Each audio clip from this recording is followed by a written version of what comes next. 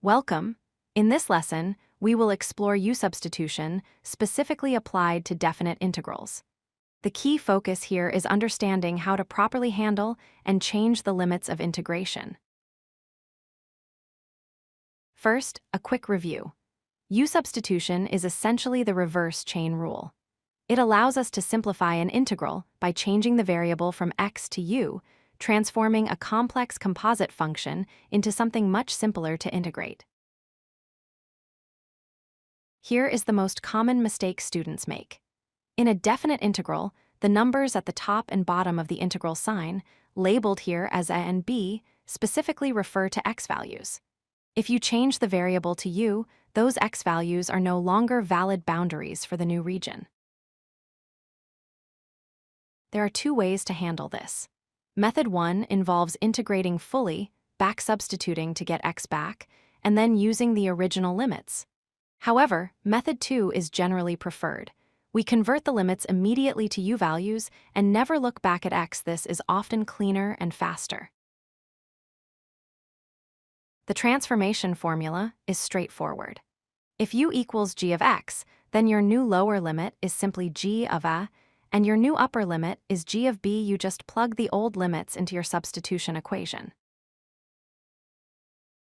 So here is our three-step algorithm. Step 1, choose u and find du. Step 2, convert the x limits to u limits immediately. Step 3, integrate with respect to u and evaluate using those new limits. Let's apply this to an example.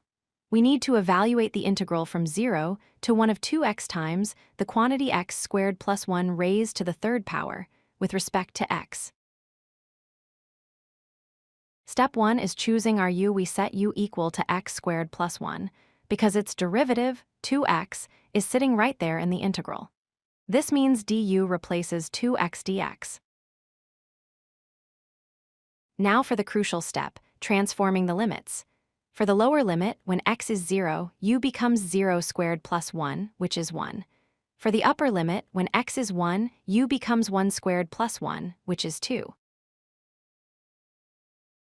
We can now write the new integral entirely. In terms of u, the complicated integrand becomes u cubed, and the limits change from 0 and 1 to 1 and 2. Notice how much simpler this looks. Finally, we evaluate. The antiderivative of u cubed is u to the fourth over 4. We plug in our new upper limit of 2 and subtract the result of plugging in our new lower limit of 1.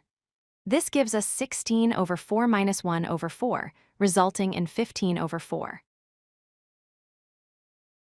To summarize, remember that original limits belong to x. Always plug these x values into your u equation to find the new bounds. Once you have new limits, do not switch back to x. This method streamlines the process and avoids notation errors. If you like this video, hit that like button and don't forget to subscribe. Visit codelucky.com for more such useful content.